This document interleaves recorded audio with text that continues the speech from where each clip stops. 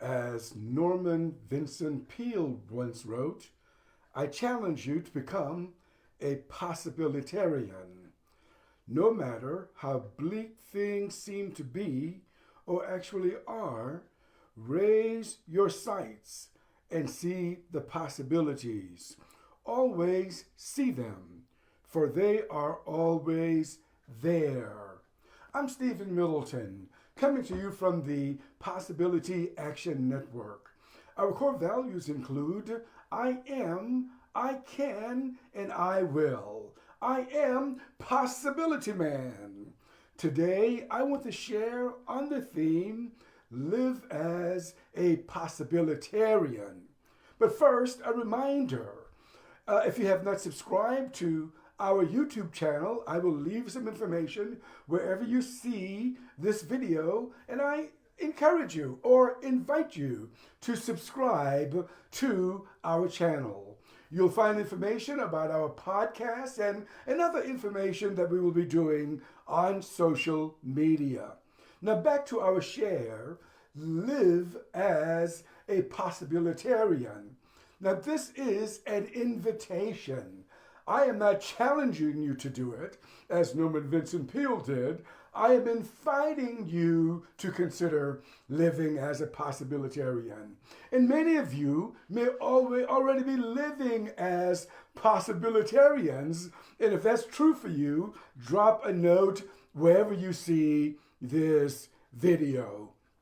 I began thinking about this theme, possibilitarian, because of an article I read online written by Kathy Loughman. And the article was published in 2019, and the title was this: Are you a possibilitarian? Do you want to be, of course, want to be a possibilitarian?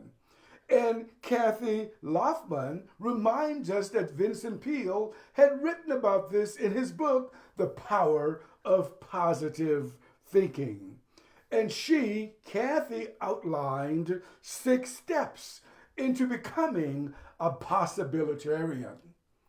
They included things like, you got to know what you want. You have to go after what you want and the like.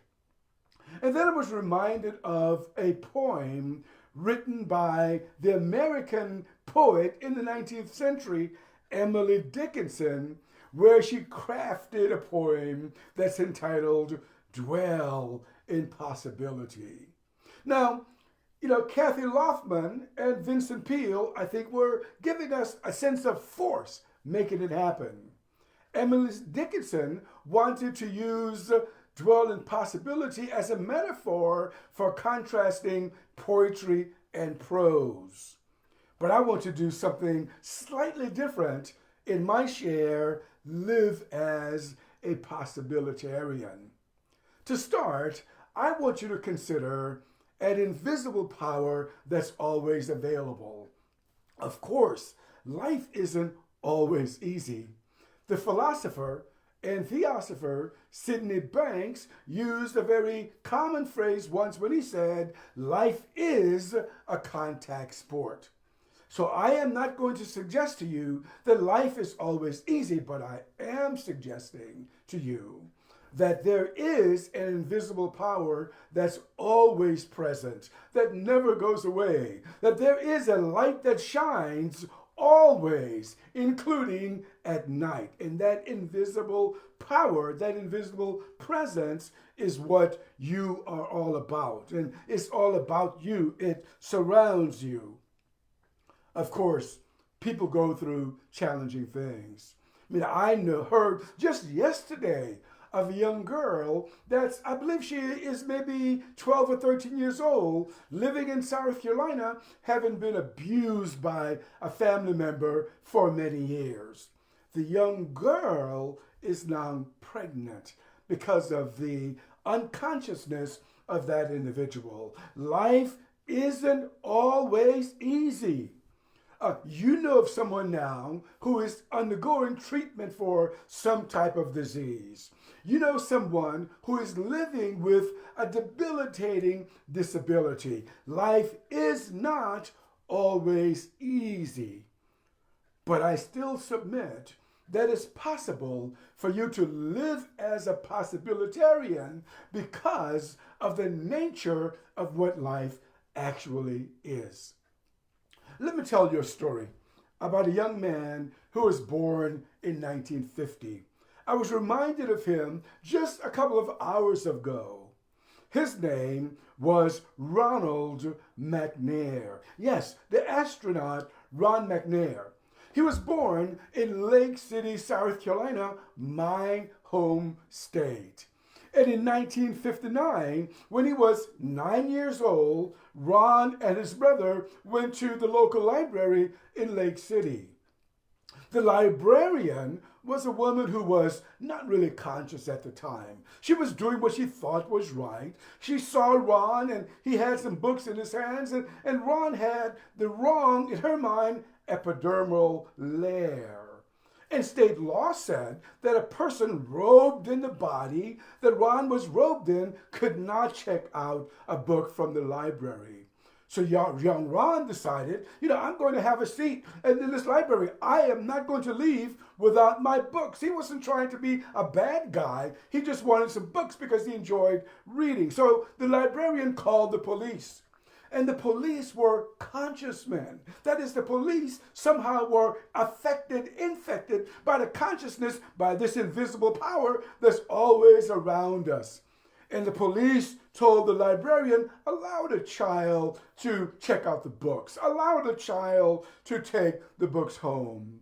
Ron's mother had arrived by that time, and she carried her son home, and her son continued to read and to study because he enjoyed books. He enjoyed learning new things.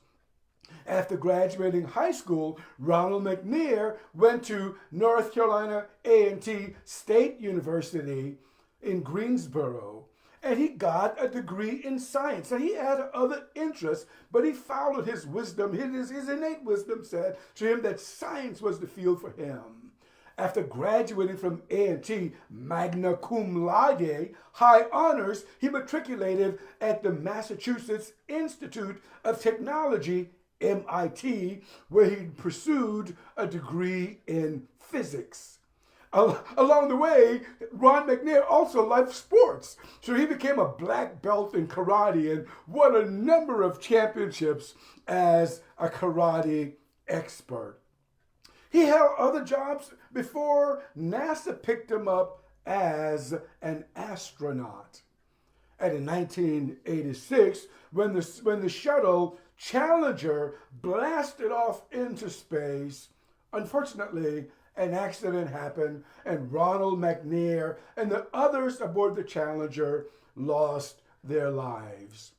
Ron, was only 36 years of age. But look at how Ron McNair has touched the world. Ron McNair received, as I said before, a PhD from MIT. Ronald McNair received 3 other honorary doctorates.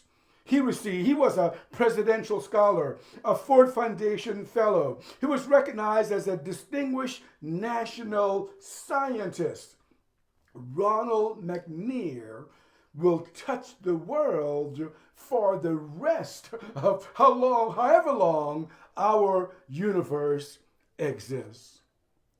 The library where the librarian refused Ronald McNair to check out a book now carries his name, the Dr. Ronald E. McNair Life History Center. Elementary schools, middle schools, high schools are named after Ron McNair. Ron McNair understood that there was another power, there was another force. He couldn't see it, but he understood. He had to have understood that this was the thing that carried him. Ronald McNair once said, to make a dream come true, first you must have a dream. That is, he could have looked at the incident in 1959 and become an embittered young man. That incident could have been so oppressive and so traumatic, could have tried to snuff out what he is, but of course, what he was could never be truly snuffed out.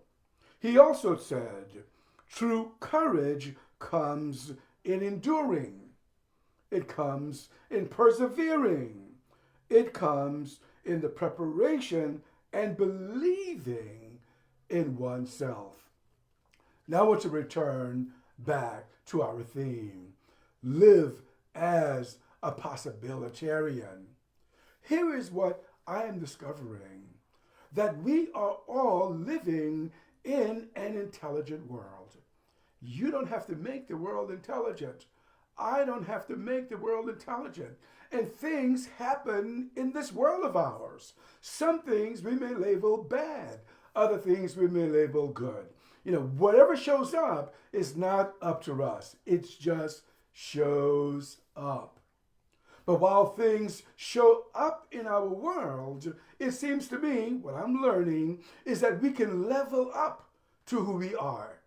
We can raise our consciousness to discover this invisible power that's not only external to ourselves, but is actually our true nature as well.